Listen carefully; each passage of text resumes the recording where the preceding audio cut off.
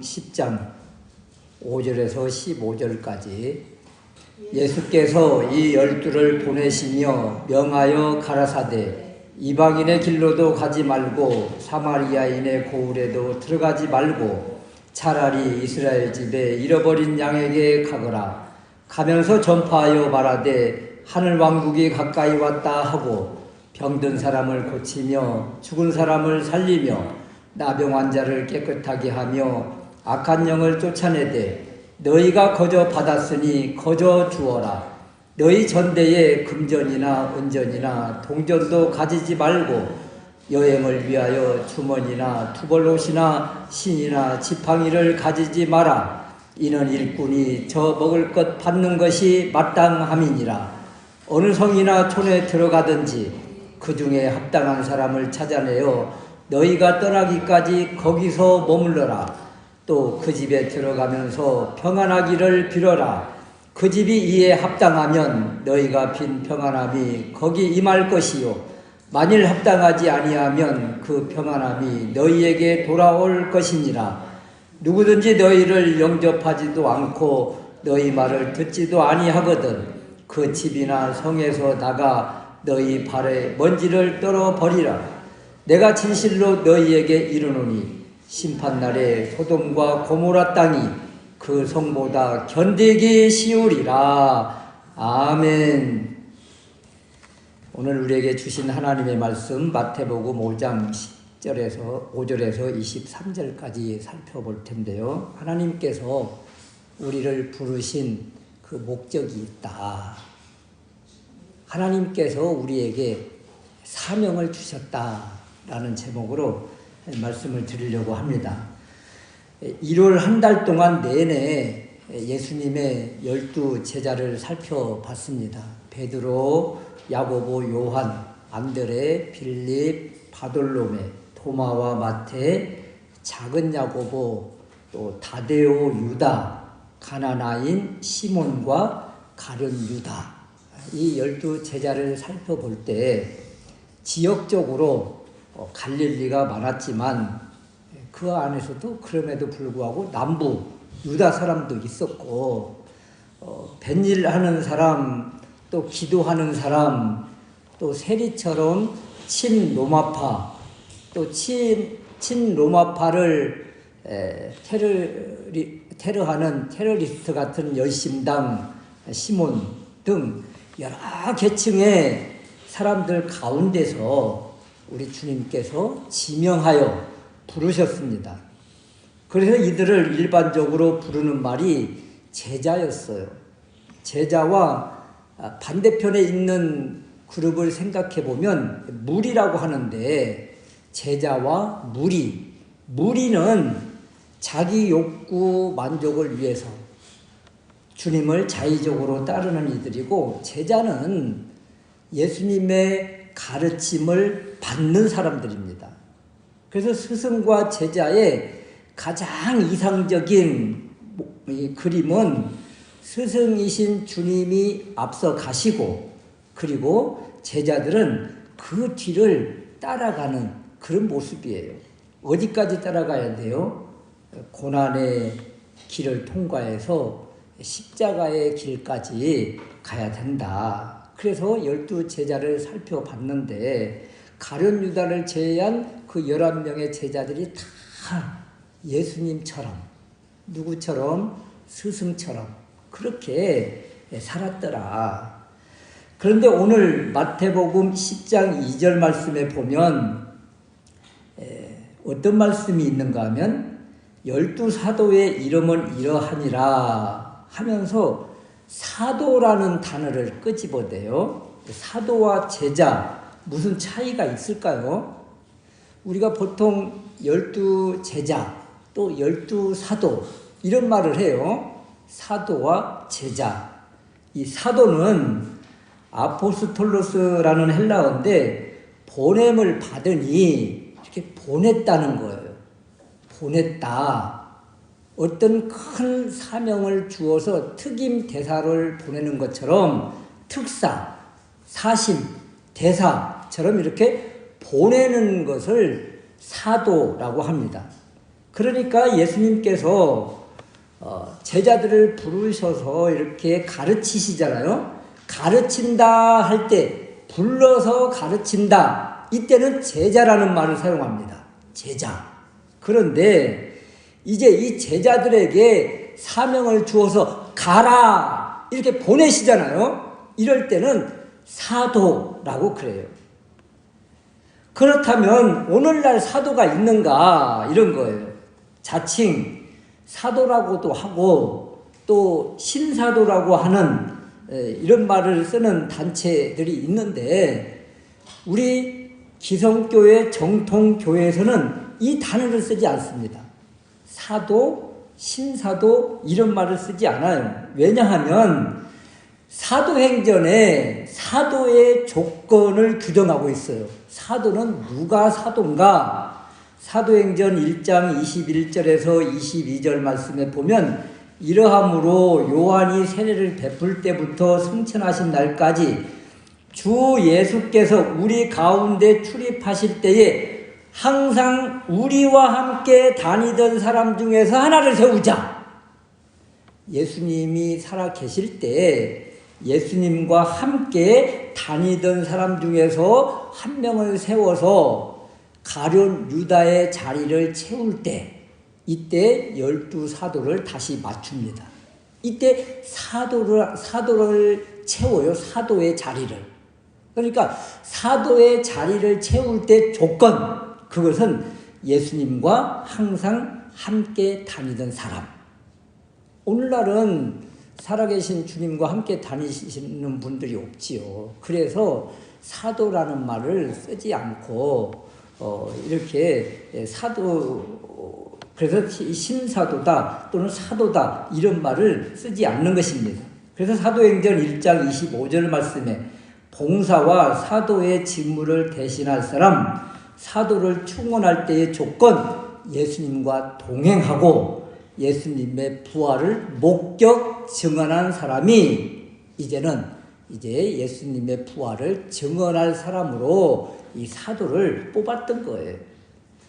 그런데 에베소서 4장 11절 말씀에 보면 주께서 어떤 이는 사도로, 어떤 이는 선지자로, 어떤 이는 복음 전도자로, 어떤 이는 목사와 교사로 주셨으니 이는 성도를 훈련시켜서 봉사의 일을 하게 하며 그리스도의 몸을 세우려 하심이라. 여기에 사도라는 말이 나오기를 합니다. 사도, 선지자, 복음 전도자, 목사, 교사 이렇게 여러 직분을 소개하는데 오늘날은 사도와 선지자라고 하지 않는다. 그러니까 오늘날 하나님으로부터 직접 말씀을 받았다고 하는 선지자가 있습니까? 그런 말을 하지 않죠.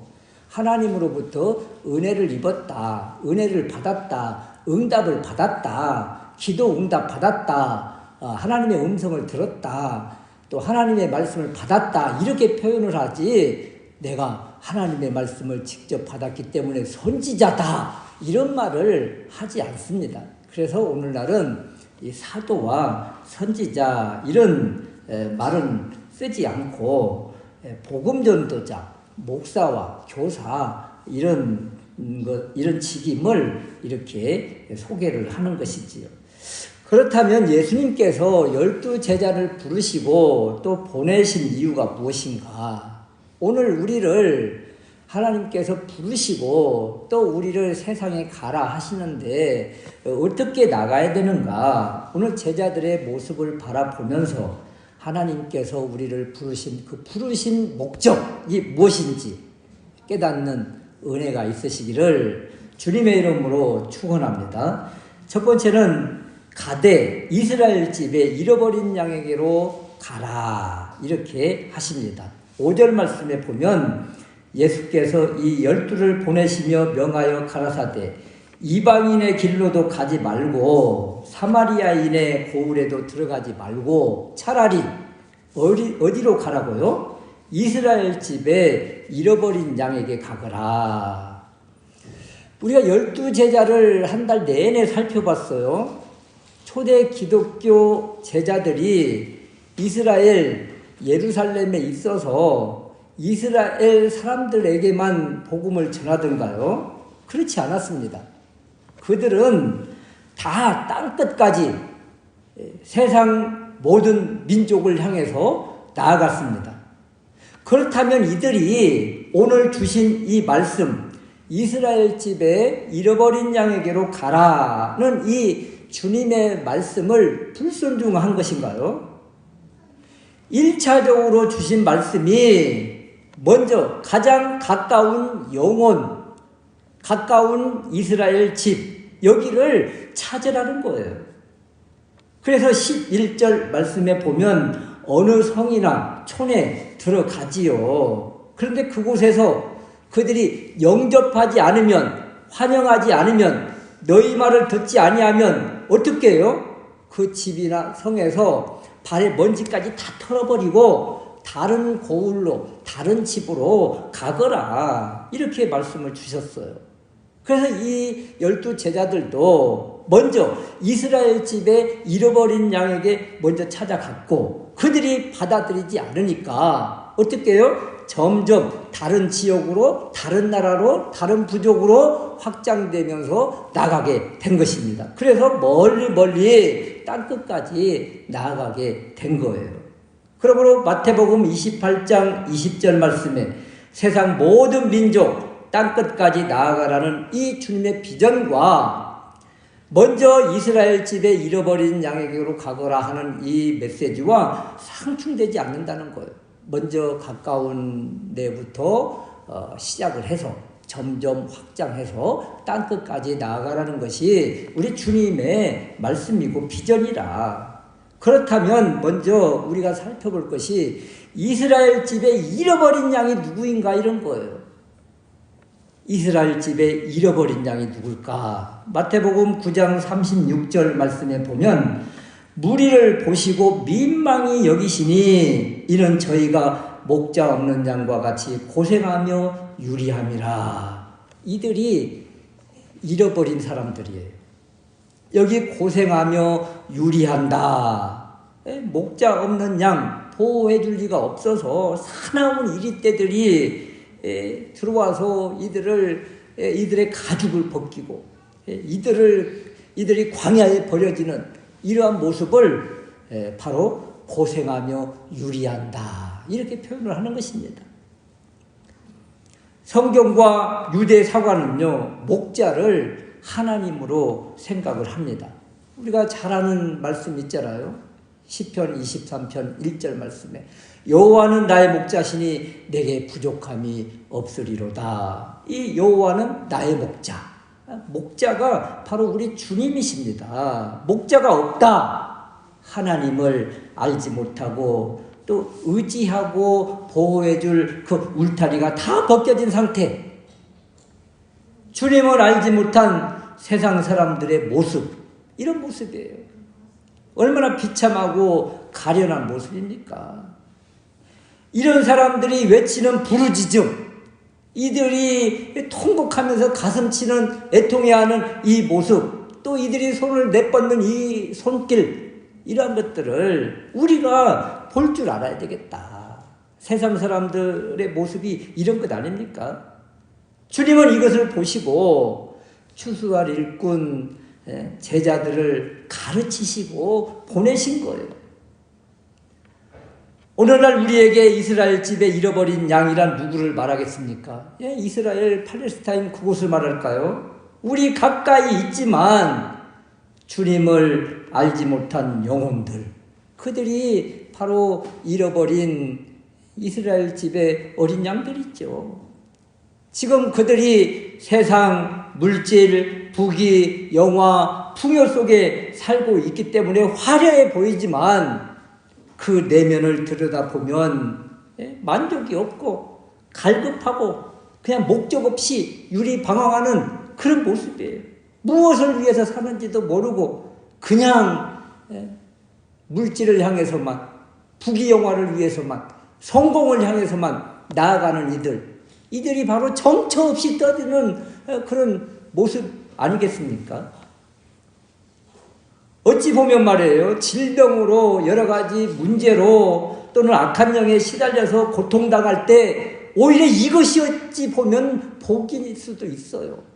왜냐하면 그 처절한 아픔과 고통, 질병을 통해서 누구를 찾아요? 주권자이신, 치료자이신 주님을 찾을 수밖에 없잖아요. 그냥 만사 태평한 가운데 있으면 그냥 그렇게 무기력하게 살아갈 사람들인데 질병으로, 고통으로, 아픔으로, 또 문제로 그것 때문에 부르짖다가 찾다가 세상 방법으로는 어찌할 수 없나 보다. 그래서 주님께 돌아오는 이들이 얼마나 많습니까? 대표적으로 마태복음 15장 22절 말씀에 보면 가나안 여자 하나가 그 지역에서 나와서 소리질러 가로되 주 다윗의 자손이시여 저를 불쌍히 여기소서 제 딸이 심하게 악한 영이 들렸나이다. 이 가정에 이 여인이 왜 이렇게 부르짖으며 주님을 찾을까요? 사랑하는 딸이 흉악한 귀신에 들려서 그 어떤 방법으로도 해결할 수 없는 큰 문제를 만났어요. 이 가정에. 그래서 이 어머니가 주님을 찾아와서 몸부림치면서 붙잡는 거예요. 그런데도 불구하고 우리 주님은 나는 이스라엘 집에 잃어버린 양 외에는 다른 데로 보내심을 받지 아니하였노라 하면서 거절을 해요. 그럼에도 불구하고 이 고통 속에 있는 사랑하는 딸 그대로 그냥 둘 수가 없어서 부르짖잖아요. 붙잡잖아요. 그래서 이 가정에 그 악한 영이 떠나고 문제가 해결되고 이 주님의 말씀 안에서 참된 평화와 안식을 누리지 않던가. 그래서 이 가정이 주님을 몰랐다면 바로 고생하며 유리하는 정처 없이 떠드는 방황하는 인생이 될 텐데, 고통 가운데 비참하게 살아가는 인생이 될 텐데, 그 문제로 인해서 주님을 찾아와서 몸부림치다가 이 묶인 문제가 다 해결되고 주님을 만나는 그런 놀라운 기적을 경험하잖아요. 이것이 은혜 아니겠어요? 그래서 어찌 보면 이렇게 문제 있는 것이 오히려 복이구나.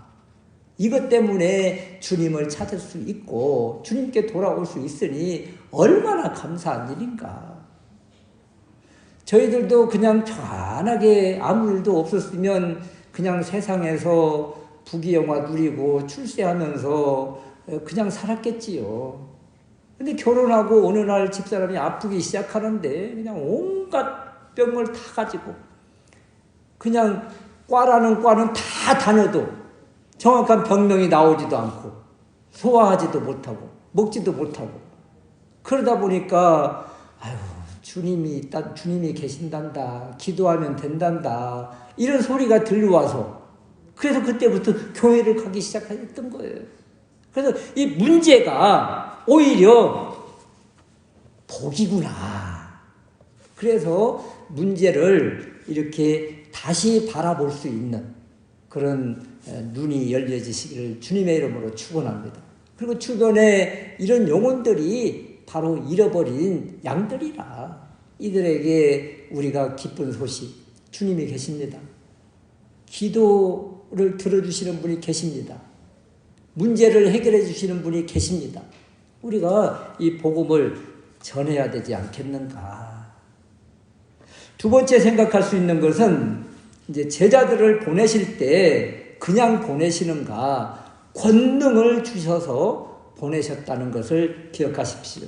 8절 말씀에 보면 병든 사람을 고치며 죽은 사람을 살리며 나병 환자를 깨끗하게 하며 악한 영을 쫓아내라. 와, 얼마나 능력 있는 삶이에요. 병든 사람을 고치고 죽은 사람을 살리고 나병 환자를 깨끗하게 하고 악한 영을 쫓아내라. 한마디로 주님이 하신 사역 아닙니까? 우리는 이것을 권능, 능력이라고 합니다. 1절 말씀에 예수님께서 12제자를 부르셔서 더러운 영을 쫓아내며 모든 병과 모든 약한 것을 고치는 권능을 주셨다. 이미 주셨다. 그리고 제자들을 데리고 다니시면서 직접 이것을 보여주셨잖아요. 행함으로 보여주셨어요. 능력을 행함으로 보여주셨어요. 병든 자를 고치고 악한 자를 쫓아내는 그 일들을 제자들 앞에서 직접 행하시고 이제는 너희들이 나와서 이렇게 하거라 하신 거예요. 그래서 이 권능을 주셔서 제자들을 내보내시더라. 우리 주님이 가라 하실 때 빈손으로 가게 하시지 않으셨다. 능력과 권능을 주셔서 제자들을 내보내셨다. 여기에서 능력이란 병 고치고 악한 영 쫓아내는 이런 능력은 당연하지만 또 여기에 어떤 능력을 더해서 보내시는가. 19절 말씀에 보면 너희를 넘겨줄 때에 어떻게 또는 무엇을 말할까 염려하지 마라. 그때에 무슨 말을 해야 할지 알려주시니 무슨 말을 할지 알려주십니다. 이것이 바로 능력이에요. 20절 말씀에 말하는 이는 너희가 아니라 너희 속에서 말씀하시느니 곧 너희 아버지의 성령이니라. 제자들 마음속에 또 예수 그리스도를 영접하고 믿고 고백하며 주의 복음을 증거하는 그 사람 마음속에 아버지의 성령님이 계신다는 거예요. 그래서 갑자기 어떤 위기가 닥쳐서 무슨 말을 해야 될지 답답할 때 갑자기 우리의 입을 열어서 말하게 하시느니 아버지의 성령님이시다. 성령님이 우리를 이렇게 주장하신다. 위급할 때 우리 입을 사용하셔서 말하게 하신다. 이것을 성령님의 권능이라고 그래요.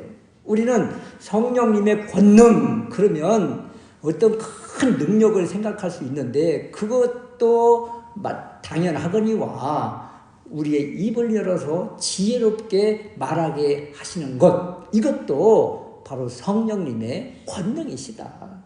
우리가 무슨 지혜와 지식이 있어서 말을 할 수가 있겠어요. 그래서 우리가 늘 기도해야 될 제목 중에 하나 누구를 만나거든 주님 무슨 말을 할까요? 무슨 말을 할까요? 이런 거죠.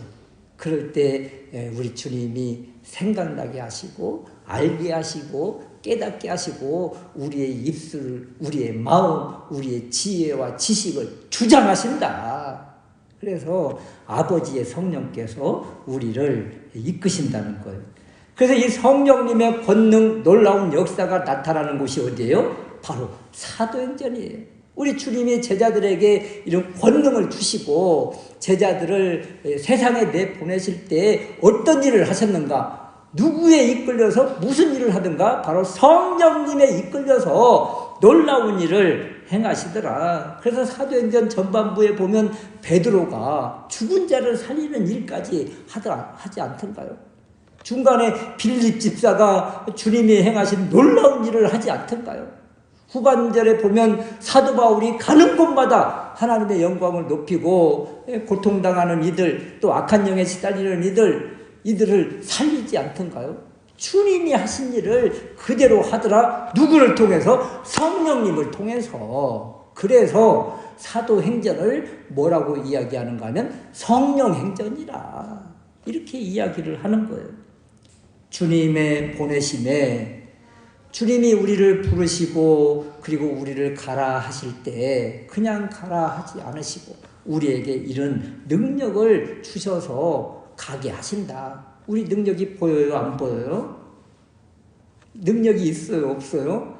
우리가 예수 그리스도를 믿음으로 고백하고 선포하는 그것이 능력 아니겠어요? 능력.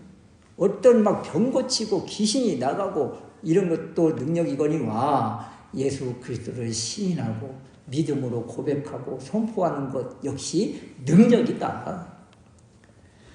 주님이 하신다는 주께 대한 믿음을 가지고 선포하고 기도하면 이 믿음의 기도와 우리의 선포를 주님이 들어주십니다. 이것을 죽게 대한 믿음이라고 그래요. 그래 어떤 질병과 어떤 어려움을 만난 일을 만날 때마다 우리가 하는 것이 아니죠. 내가 하는 것이 아니죠. 그래서 주님이 하십니다 하면서 우리가 기도할 때 주님이 행하시는 것들을 보게 되는 것이죠. 그리고 8절 후반절 말씀에 이런 놀라운 은혜가 우리를 통해서 나타날 때 이렇게 말씀하시죠. 너희가 거저 받았으니 거저 주어라.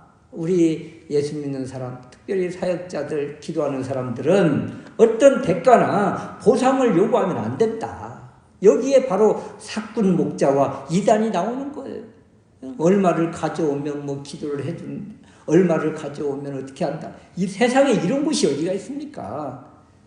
어떤 대가나 보상을 바라지 않고 주님이 은혜로 주셨으니 우리는 이 은혜를 또 나누는 것이다.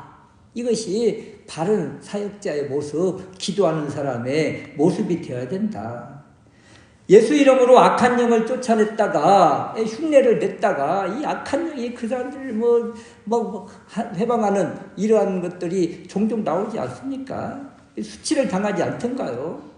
그래서 어떤 보상과 대가를 바라는 것이 아니라 이렇게 온전히 믿음을 가지고 사명을 감당하면 주님의 통로가 되면 성령의 도구가 되면 10절 후반절 말씀에 일꾼이 저 먹을 것 받는 것이 마땅하다.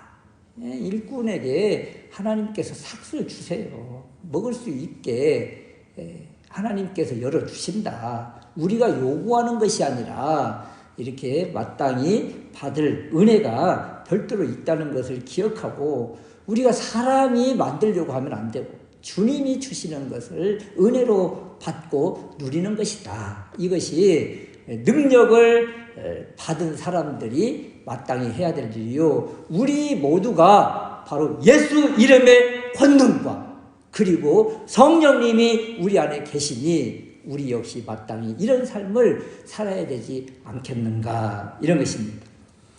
세 번째, 우리가 또 사명을 가지고 나가서 감당할 때 내 생각을 주장하면 안 된다, 이런 거예요. 우리 그리스도인은 하나님의 큰 은혜를 받은 자인 동시에 사명을 받았습니다. 그래서 어느 집을 방문하거나 누구를 만나거나 항상 기도를 해야 되는 거예요. 주님의 뜻이 무엇입니까? 무슨 말을 해야 될까요? 어떻게 해야 될까요? 늘 기도해야 되는 거예요. 11절 말씀에 보면 합당한 사람을 찾아라 그러잖아요. 여기에서 합당한 사람은요, 서로가 호의를 가지는 거예요. 서로가 호의를 가지는 것. 그래서 들어가는 이와 그 안에 있는 사람 간에 서로 간에 균형을 맞아야 된다는 거예요. 균형이 맞아야 된다. 우리는 서로에게 도움을 주고 도움을 받는 것이지 일방적이지 않다는 거예요. 복음을 전한다는 사명을 너무나 크게 부각을 해서 그냥 우리 예수 믿으니까 다 포기하고 다 죽어 지내고 다 줘야 되고 무조건 용서하고 무조건 나눠주고 이런 생각들을 많이 해요. 그것은 합당한 생각이 아닙니다. 그것은 어찌 보면 굴욕적인 거예요. 우리나라 초대 기독교를 생각해 보십시오. 외국 선교사들이 어떻게 접근을 하던가요? 학교를 지어주고 병원을 짓고 모든 것을 무차별적으로 다 나누어 준 것 같지만 그렇지 않았어요. 우리 한국교회의 선교의 모든 역사를 바라보면 무조건이 아니에요. 한국교회가 스스로 설 수 있도록 자립하고 자활하도록 계속 이끌어 준 것이 바로 한국교회가 성공하는데 가장 큰 비결이에요. 여러분, 동남아나 이런 아프리카나 그냥 무차별적으로 구제하고 선교하고 이런데 이 복음이 능력을 발하지를 못해요. 어떤 데에서 능력을 발하는가 하면 주고 그들이 할 수 있도록 자립하고 자원할 수 있도록 그렇게 도울 때 그들이 하는 것입니다. 그들이 계속 받아서 누리고 받아서 누고 받아서 쓰기만 하면 결국 거지건성 몸련한다 그런 말이 있는 것처럼 복음도 능력이 나타나지를 않는 거예요. 그래서 복음의 능력은 서로 간에 합당해야 된다 이런 거. 받는 사람도 받을 자격이 돼야 되는 것이고 주는 사람도 합당해야 되고 그래서 무조건이라는 것이 아니라 서로 간에 주고받는 이런 합당한 모습이 될 때 그때 놀라운 능력의 역사가 나타난다. 이런 것이죠. 11절 말씀에 이 말씀을 이룬 사람이 바로 사도 바울이에요. 사도 바울이 빌립보 성에 들어갑니다. 그곳에서 뭘 해요? 기도처를 위해서 막 기도하는 거예요. 그랬더니 하나님께서 루디아라고 하는 이 여인의 마음을 활짝 열어서 바울의 말을 잘 듣게 하는 거예요. 그래서 바울에게도 합당하고 이 두아디라 성의 자주 옥감장사인 이 루디아도 합당하고 서로 간에 마음이 딱 맞아서 그곳이 기도처 교회가 되어서 그곳을 본거지로 해서 하나님의 놀라운 복음의 역사가 나타나더라. 이런 것입니다. 서로 간에 합당한 모습. 구약에도 이런 사례가 있습니다. 요셉이 팔려서 보디발 집에 들어갔어요. 보디발 집에 노예로 들어갔어요. 우리가 잘 아는 사건이잖아요. 여러분 여기에서 요셉이 일방적으로 당하는 것 같습니까? 보디발 집도 합당했고 이 노예인 요셉도 합당해서 그 안에서 이 자신의 삶을 누리는데 부족함이 없도록 서로 간에 합당하게 모든 일이 이루어진 거예요. 보디발이 요셉이라는 사람을 바로 봄으로 인해서 그 집이 어때요? 놀라운 형통의 역사가 나타났어요. 요셉은요? 요셉도 나름대로 팔려서 노예가 되었지만 그 안에서 재반 총무의 일을 감당하면서 일을 감당하지 않던가요? 서로 간에 합당한 거예요. 서로 간에. 요셉이 이제 또 감옥에 들어갑니다. 그 감옥에 있는 시종들과 이 요셉과 서로 간에 합당해서 서로 간에 업무가 분담되지 않던가요? 서로 간에 합당히 여길 때 그 안에서 놀라운 하나님의 행하심과 능력 행하심이 드러나고 나타나더라. 그런데 그들이 거부하면 어떻게 돼요? 그들이 받아들이지 않으면 우리가 이 가정이 합당히 여김을 받기 위해서 기도하고 그 가정을 찾아가고 누구를 만나서 나누는데 그들이 거부하면 떠나라는 거예요. 떠나라. 먼지를 털어버려라. 여러분 이거 엄청 무서운 말씀이에요. 먼지를 털어버리라는 말. 상대방이 거절하고 핍박하면 14절 후반절에 너희 발에 먼지를 떨어버려라. 그 사람, 그 가정, 그 사업장, 그 지역에 하나님의 복이 들어갈 통로가 막힌다는 거예요. 그래서 우리가 어떤 사람이에요? 복의 통로예요. 그 가정에 복을 줄 수 있는 복의 통로. 그래서 우리가 이런 복의 통로인데, 은혜의 통로인데, 우리를 막고 거부하면 그 가정에 그 고통이 여전하게 되는 것이고, 방황하며 유리하는 기진맥진한 삶이 계속되는 것입니다. 우리가 어떤 사람인가? 우리는 이 복을 나누어 줄 통로, 도구다. 그렇지만 우리를 거부한다면 그 사람, 그 가정은 이 복의 통로가 막히는 것이다. 참 이것을 다시 한번 기억하고 우리가 어떤 존재인지 무엇을 위해서 부름받았는지 다시 한번 깨닫고 이 하나님의 은혜를 나누어주고 이 복의 통로로서의 사명을 잘 감당하는 우리가 될 수 있으시기를 주님의 이름으로 축원합니다. 우리를 통해서 그 영혼들이 살고 그 가정이 살고 그렇기 위해서 우리를 그곳에 보내주시고 그 사람을 만나게 하셨다. 이것을 깨닫고 더 기도하면서 우리 주변에 잃어버린 그 사람 사람들을 찾아서 그들의 손을 우리가 잡아줄 수 있는 그런 믿음의 용사, 복음 전도자 우리 모두가 될 수 있으시기를 주님의 이름으로 축원합니다. 아멘.